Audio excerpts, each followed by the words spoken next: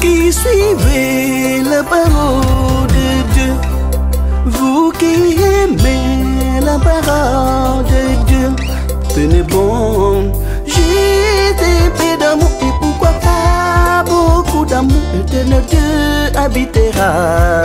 Vous tous, le Dieu fera de vous sa demeure. Vous qui suivez la parole de Dieu, vous qui aimez la parole de Dieu, tenez bon, j'ai peu d'amour et pourquoi pas beaucoup d'amour, l'éternel Dieu habitera. Vous tous, l'éternel Dieu fera de vous sa demeure.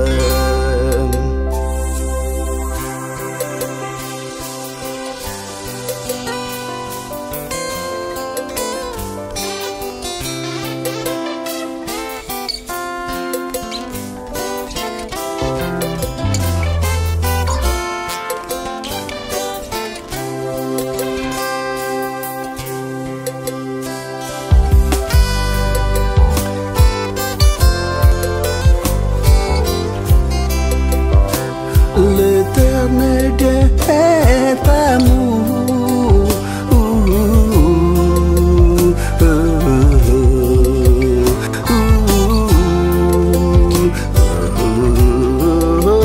Vous tous ayez l'amour. L'éternel Dieu est amour.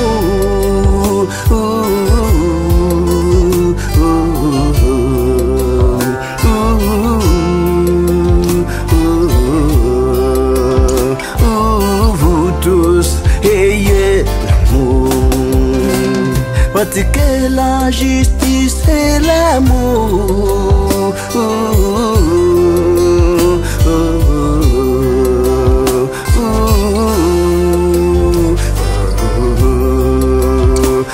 L'éternel Dieu vous sauvera.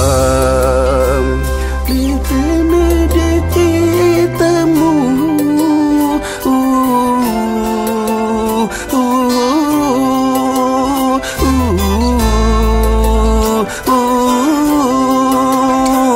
Vous tous ayez l'amour, pratiquez la justice et l'amour.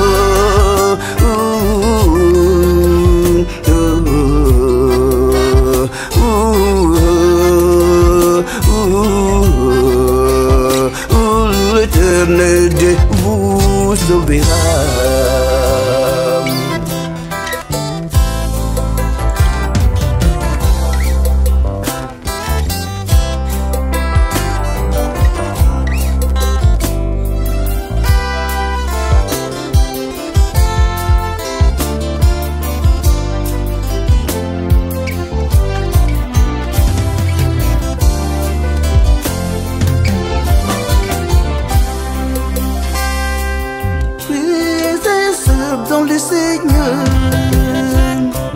Suivez l'exemple d'Abraham.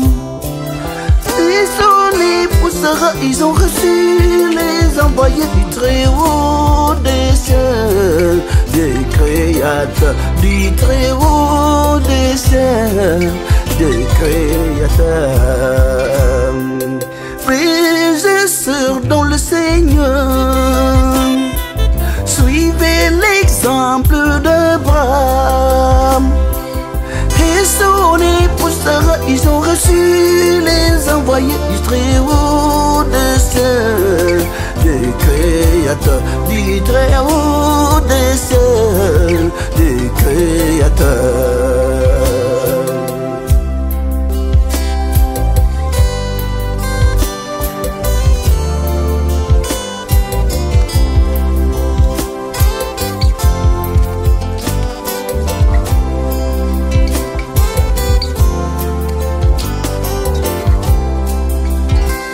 L'Éternel est amour.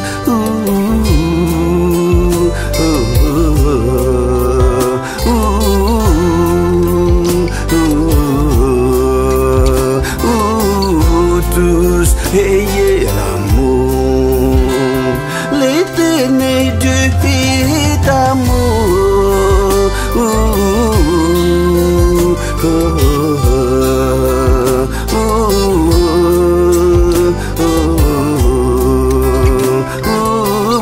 Tous ayez l'amour, pratiquez la justice et l'amour.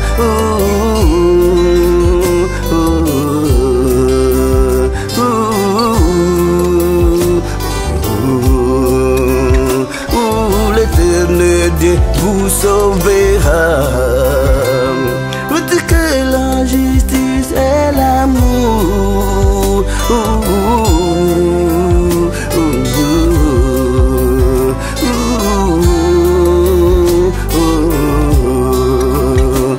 L'Éternel Dieu vous sauvera.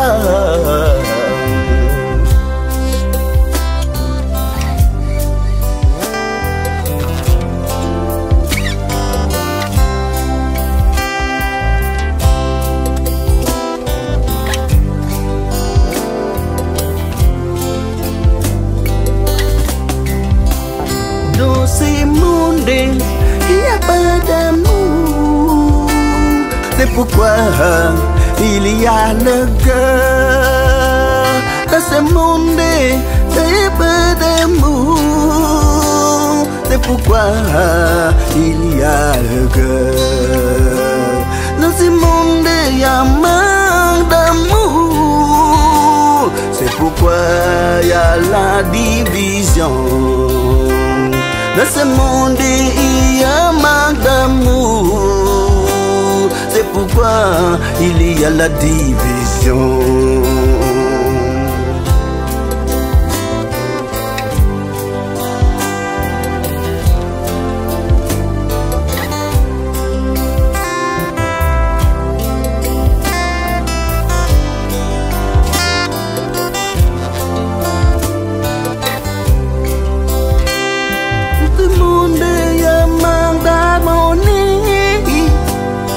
Pourquoi y a la famille?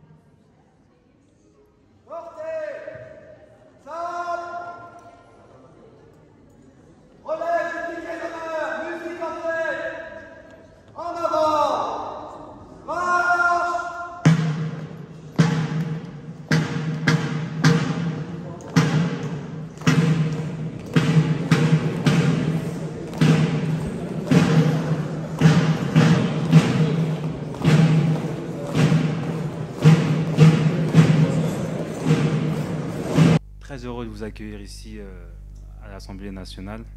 Je suis avec ma députée suppléante, Ophélie Sauger. C'est rare que j'anime des ateliers avec elle à l'Assemblée nationale. Et en plus, le contexte international est très intéressant. Donc, je pense que les échanges vont être fructueux. Et je vois aussi qu'il y a un panel d'invités intéressants, des militants et activistes d'ONG. Donc, en tout cas, j'espère que nous passerons une agréable soirée ensemble et que le fruit de nos échanges pourront alimenter les différents travaux, que ce soit la société civile ou éventuellement voilà, le monde politique qui a aujourd'hui un écho important dans les relations internationales et chacun peut le constater, que vous soyez au sud ou dans les pays du nord. Voilà. Là. Bien le bonsoir à vous tous.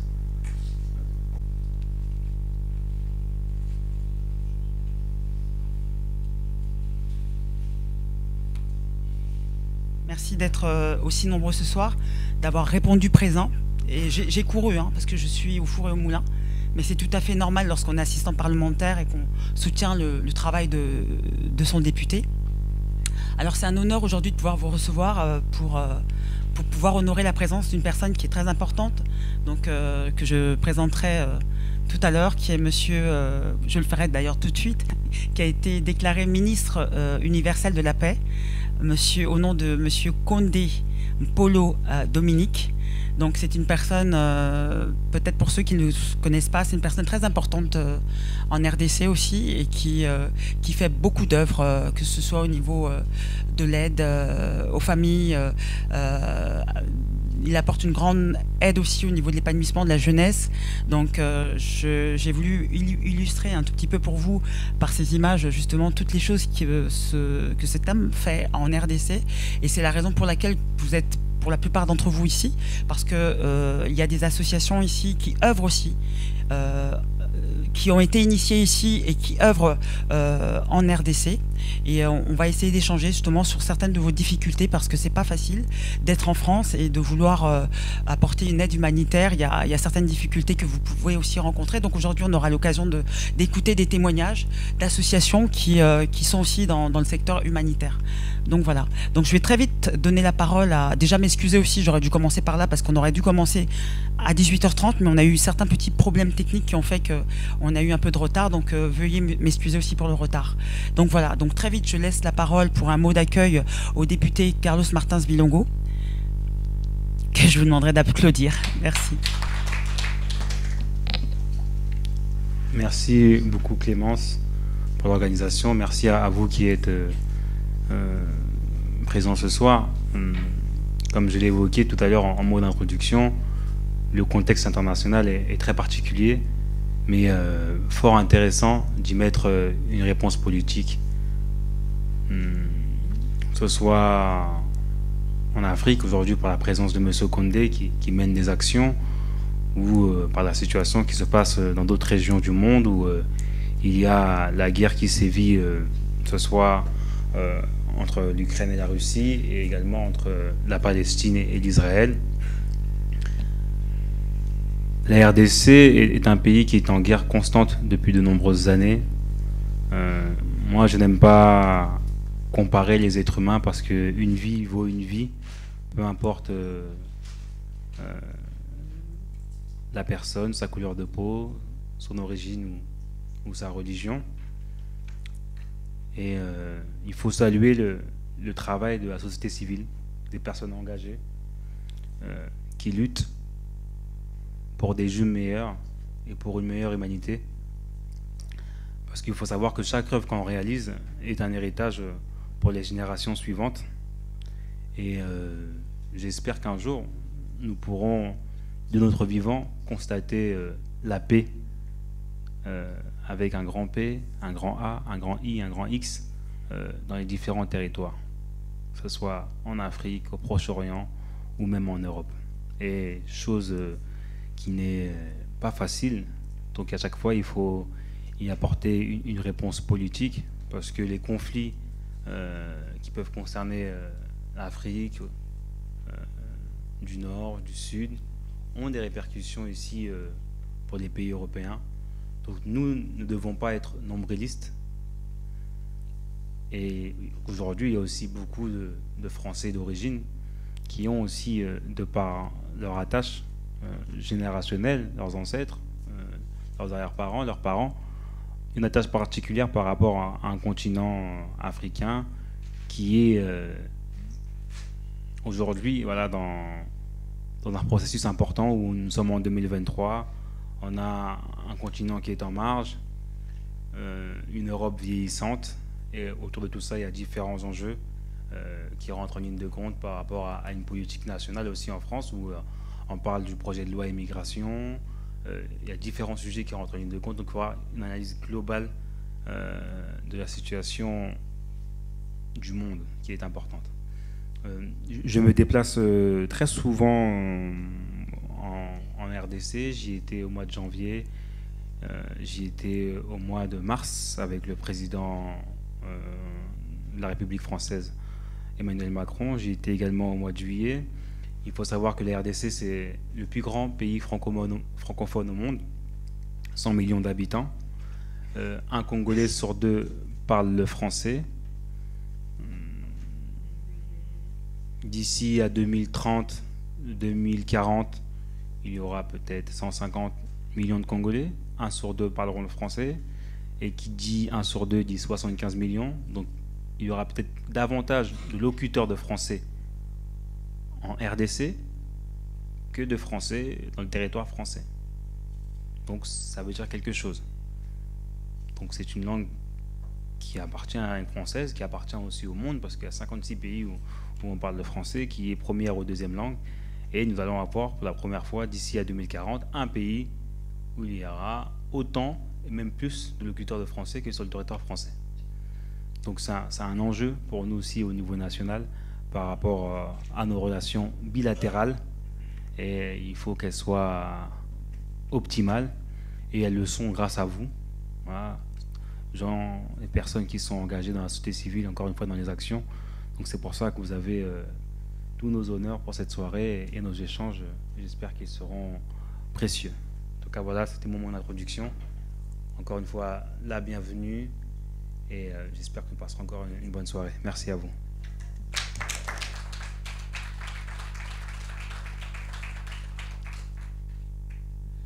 Alors, compte tenu du temps, j'aimerais céder la parole rapidement au ministre universel de la paix. Comme ça, il va pouvoir vous dire un mot. Mes salutations à tout le monde. Mesdames et messieurs, chers honorables députés, Monsieur le Président du groupe d'amitié France-RDC, auguste Assemblée, s'adresser en ce moment à l'Assemblée nationale française, pour moi, Dominique Mpolo Kondi, ministre universel pour la paix, un immense honneur et un privilège dans la quête universelle de ma mission, qui se résume en 2 mots: la paix et la cohésion sociale. Cependant, je voulais, avant mon propos, être reconnaissant avec tous les partenaires de la paix ici présents, qui jour et nuit s'impliquent et nous impliquent davantage pour que la cohésion sociale devienne un véritable et ce arbre de paix que nous souhaitons tous. Je m'en voulais si je ne remerciais pas le président du groupe Amitié France-RDC pour son leadership et son dévouement qui ont contribué à faire avancer l'amitié entre la France et la République démocratique du Congo. Pendant que se tient ici à Paris cette conférence, la partie est de mon pays, la République démocratique du Congo fait face à une insécurité qui ne permet pas à notre population de goûter à la saveur de la paix et de la cohabitation pacifique. C'est donc notre quête de la paix qui nous réunit ici aujourd'hui, et je voudrais ici et maintenant, en ma qualité de ministre universel pour la paix, faire appel pour une implication totale de toutes les personnes physiques et morales et prise de paix pour les actions qu'elle mène en faveur de la paix partout sur la planète et pour l'appui indéfectible qu'elle apporte aux situations internationales, et à la solidarité, au dialogue et aux droits humains. Au sein des différentes communautés congolaises, africaines et étrangères, nous avons tous ressurgir les discours de haine et d'incitation à la violence, particulièrement à travers les réseaux sociaux qui fragilisent le tissu social du monde entier et compromettent également la cohésion sociale.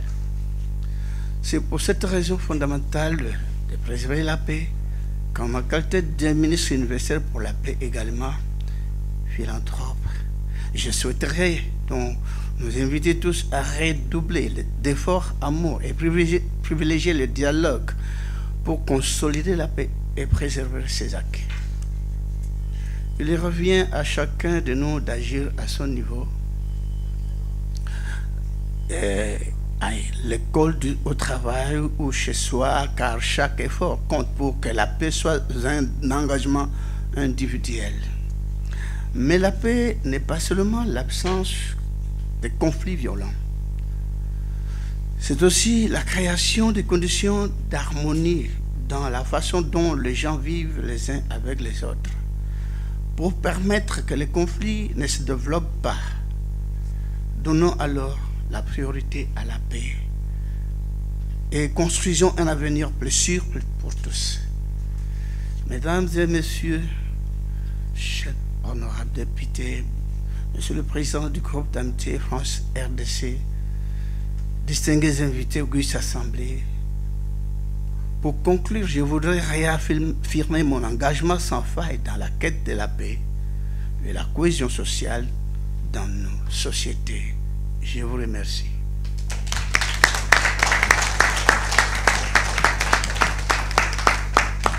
Merci beaucoup, ministre universel de la paix, pour ces paroles, pour ces mots qui sont très profonds, parce que c'est vrai que la RDC est un pays exceptionnel et nous méritons de vivre en paix. Merci beaucoup pour cette parole d'amour que vous propagez partout, dans les différents pays que vous visitez. Merci.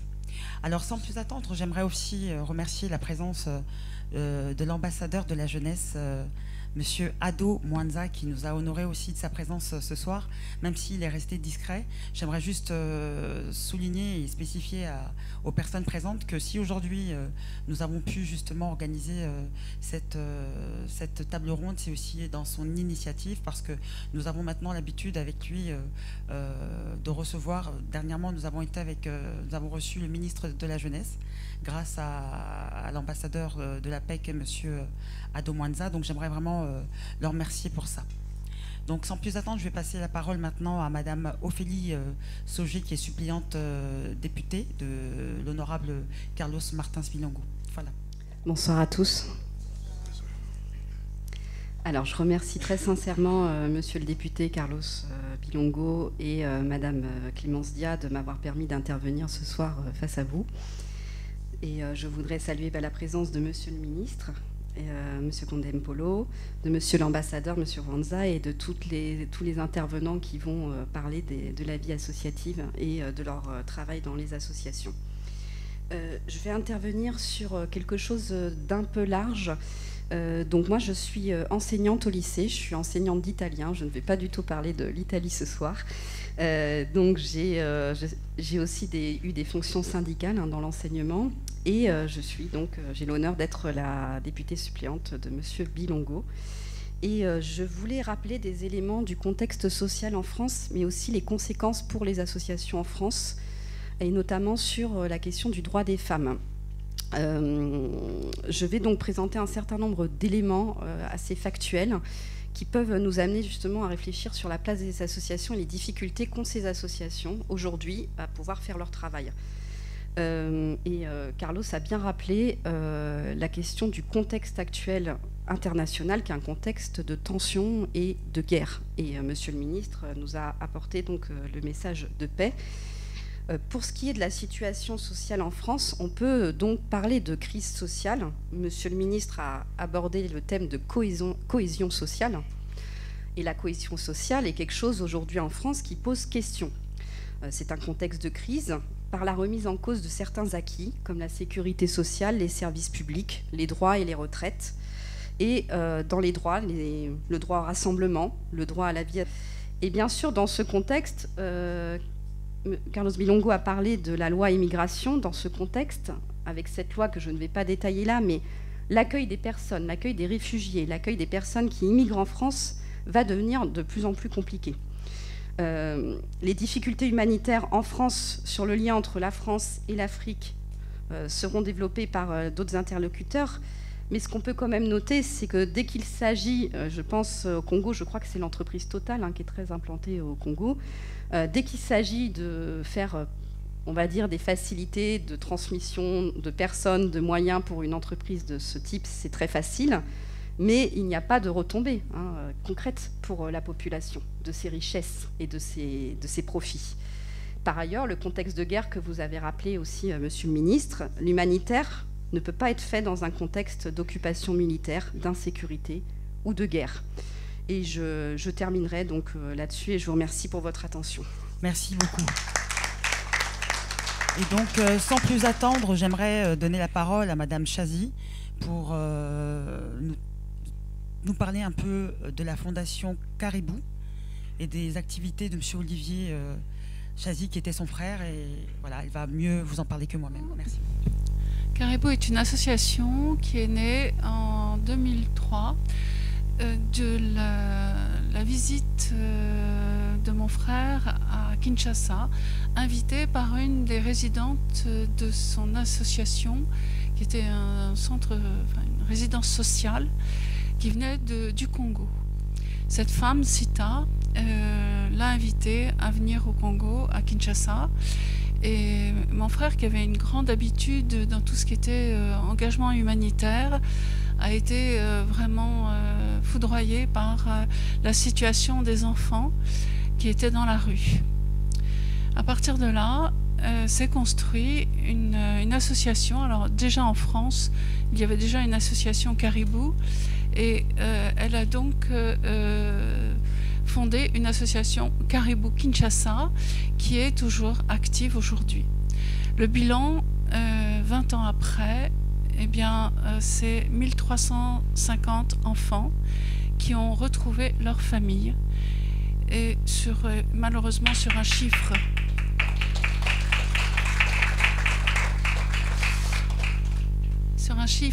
qui est un peu effrayant, de 25 000 enfants sur Kinshasa. Ce que mon frère disait, c'est qu'on parle des enfants sorciers. En fait, non. Lui voyait des enfants qui avaient été chassés par la misère de leur famille et qui étaient dans la rue à cause de ça. Sur l'ensemble des enfants qu'ils ont accompagnés, alors déjà, pour faire un peu court quand même, pendant quelques temps, lorsqu'ils étaient identifiés par les travailleurs sociaux, ils étaient pris en charge par une institution pour les remettre en route, pour les rescolariser, avant de rentrer dans leur famille.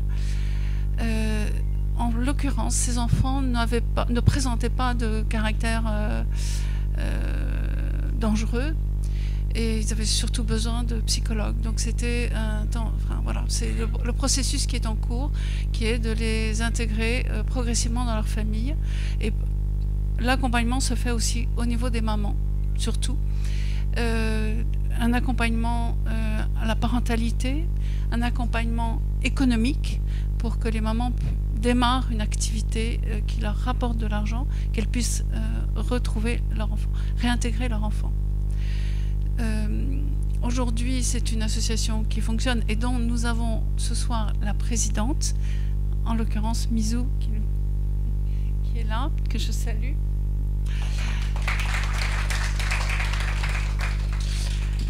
La situation a été compliquée parce qu'en avril dernier, mon frère est décédé à la suite d'une longue maladie.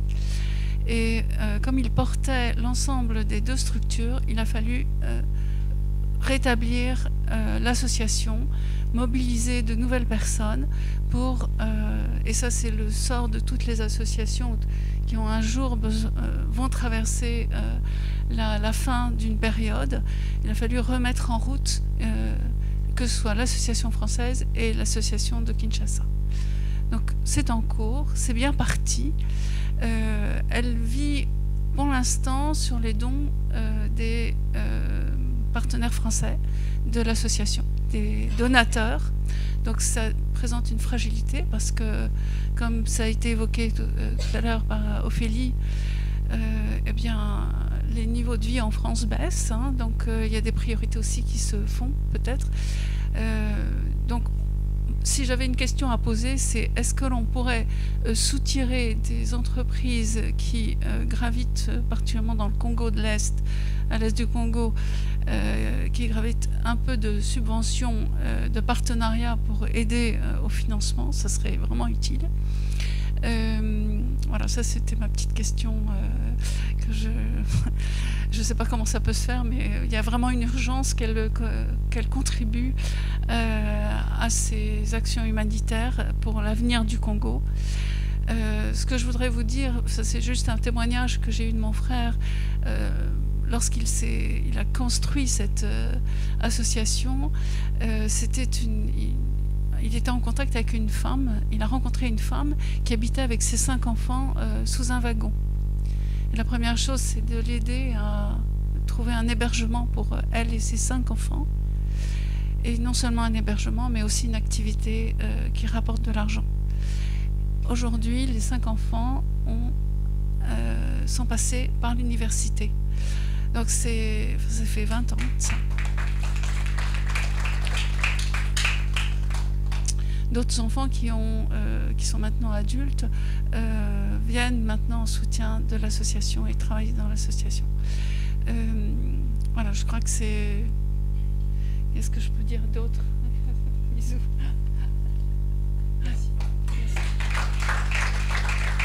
Je sais qu'il ne voulait pas prendre la parole. Monsieur l'ambassadeur de la jeunesse, monsieur Adoyowe, s'il vous plaît. Est-ce que vous pouvez nous donner un mot, parce qu'il y a beaucoup de jeunes qui se sont... voilà, qui ont témoigné de leur activité en RDC, notamment les jeunes footballeurs. Et je sais que vous avez l'opportunité aussi de travailler avec différentes associations sur place. Et si vous pouviez nous dire un petit mot par rapport au travail que vous faites peut-être sur place. Merci beaucoup.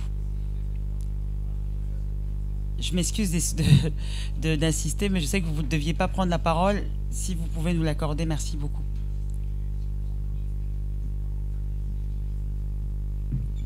Bonsoir à tous.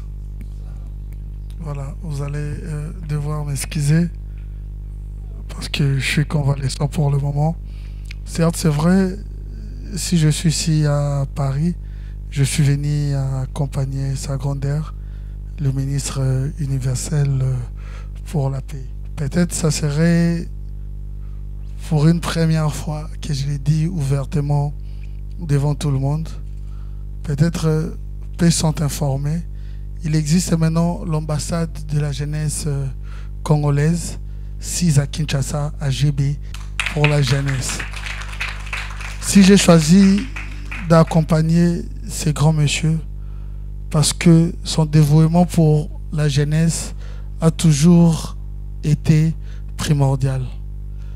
Il a toujours été au cœur sensible de toutes les questions concernant la jeunesse congolaise.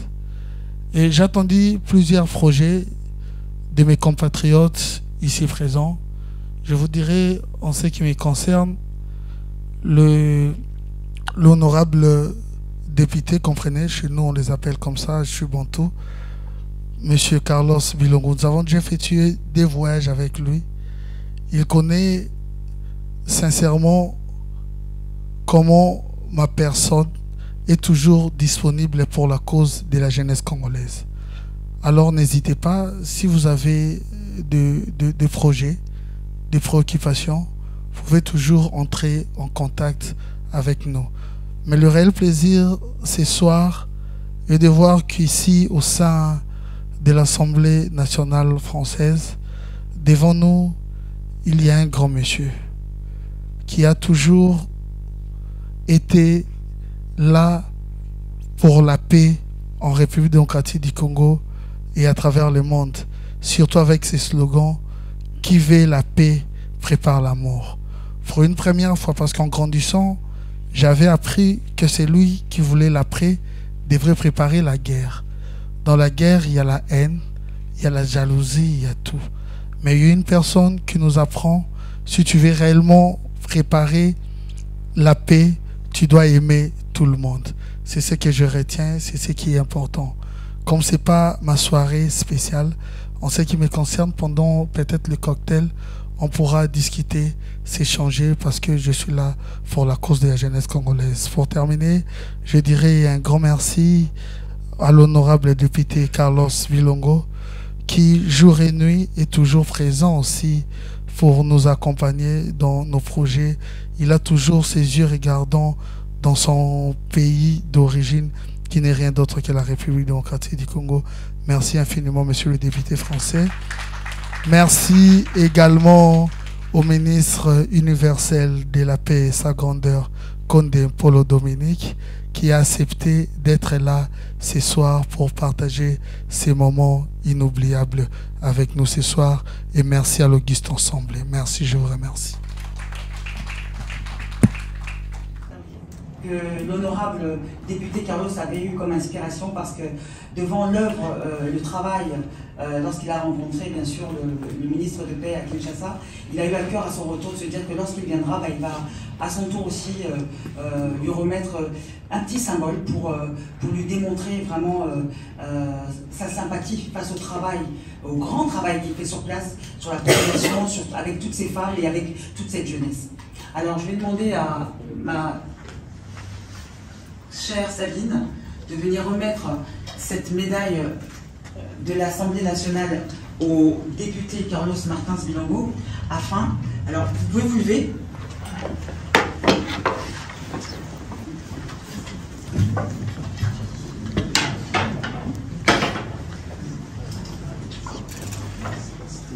Je vais tout simplement...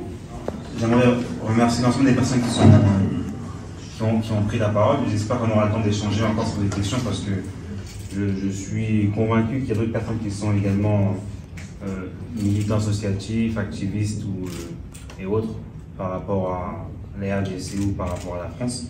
Ce sera intéressant de vous écouter. Et donc, j'ai rencontré M. Condé à Kinshasa au mois de mars et au mois de juillet dernier. Et vraiment, quand on évoque les différentes situations, quand on a le plaidoyer de Génécos qui est très précis, au millimètre près, et super intéressant, on ne peut que saluer les activistes humanitaires, parce que quand on parle de 12 millions de morts, c'est au minimum. Voilà, c'est un pays où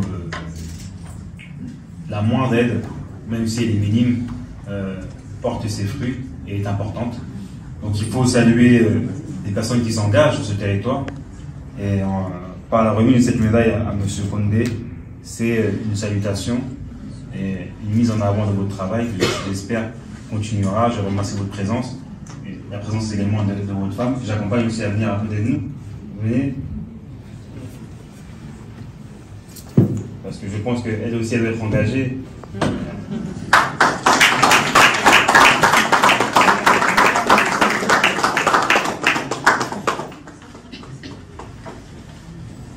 Merci pour votre engagement. Merci Madame Condé. Merci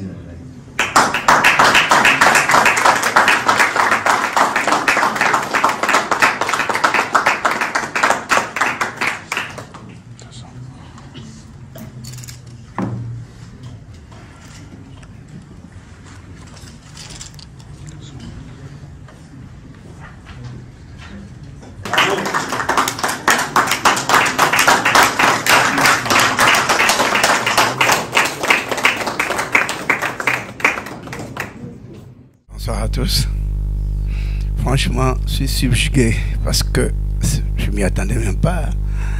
bien que j'aime pas tellement beaucoup parler, mais j'aime bien tout le temps enseigner la bonne nouvelle. Mais dans ce beau cadre, je tiens à remercier premièrement la République française, le président de la République, en l'occurrence M. Macron Emmanuel, parce que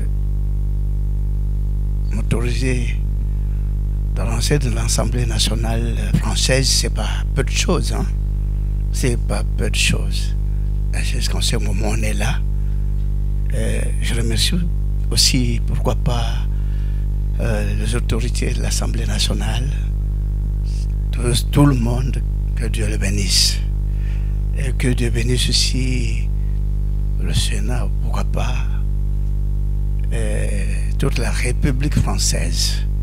Parce que je ne m'attends pas le moins du monde. Je ne m'attendais même pas. Je croyais que je pourrais tout d'abord avoir cette médaille dans mon fief là-bas. Mais subitement, tout ce qu'on a toujours fait, et je suis récompensé ici, dans l'Assemblée nationale française. Allez-y comprendre. Grande est mon émotion. Grande est mon émotion. Et tout ce que j'ai pu entendre ici, j'étais choqué. Et surtout quand j'ai entendu la manque de problèmes pour la drépanocytose, c'est pas facile. Hein? Et ça me faisait tant de peine.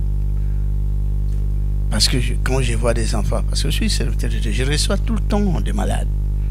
Je reçois chaque jour des malades. Et je connais ce qu'est en train d'endurer ces gens, ces personnes-là. Comme elle a dit, physiquement et moralement. On devrait à tout moment être touché. On ne devrait même plus vivre dans la joie. Dieu merci. On se serait trouvé pour entendre tout cela.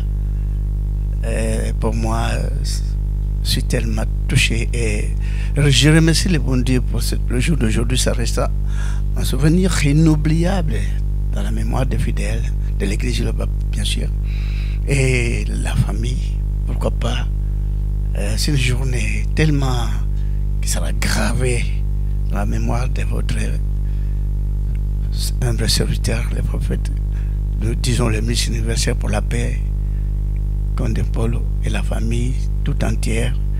Et pourquoi pas tout ce qui vit ici, les diasporas françaises qui vont bientôt nous recevoir. Je ne sais pas comment on a organisé cela.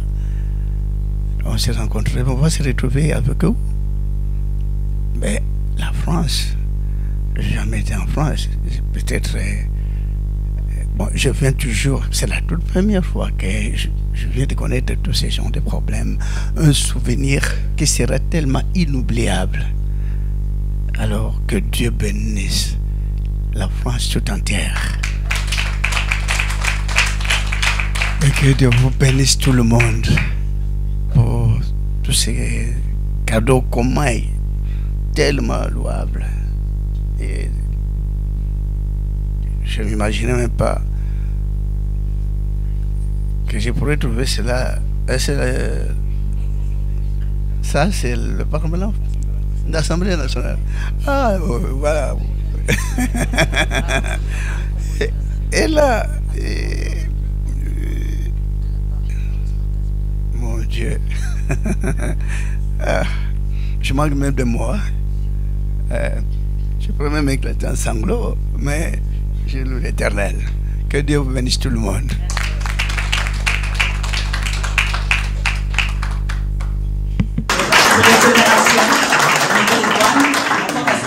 Il peut faire quelque chose. Donc sous condition que nous puissions trier et regarder au niveau du cabinet ce qui est faisable et les conditions si elles sont venues pour vos associations respectives. Voilà ce que le ministre universel de la paix peut faire pour vous. Voilà. Donc maintenant on va clôturer. Mais juste avant de partir, il va redonner quand même un petit chant.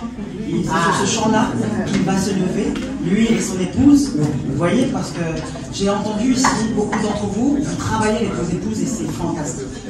Et même exemple que notre ministre universel de la paix, il travaille en compagnie de sa femme, j'ai entendu ici. La même chose pour Lorraine qui travaille avec son époux, la même chose pour vous, Monsieur Day, qui travaille avec votre épouse, et ça c'est une force. N'oubliez pas, travaillez avec vos époux et vos épouses. C'est une force.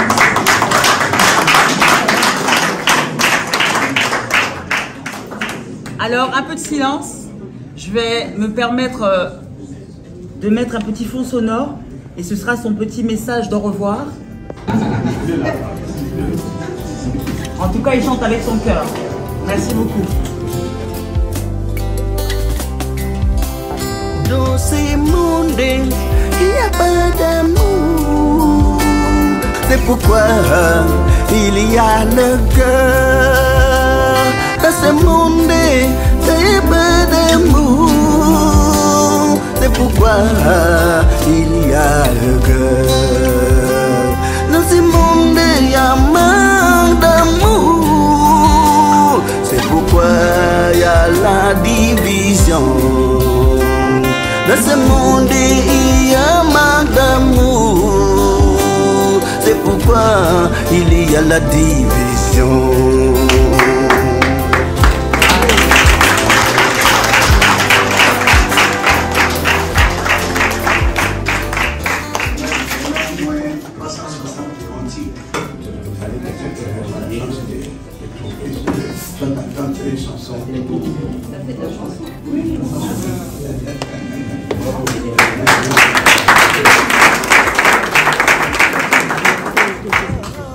Dans la famine, dans ce monde, il y a manque de monnaie. C'est pourquoi il n'y a pas la paix. Dans ce monde, il y a manque de monnaie. C'est pourquoi il y a la famine. Dans ce monde, il y a manque de monnaie. C'est pourquoi il n'y a pas la paix, la paix.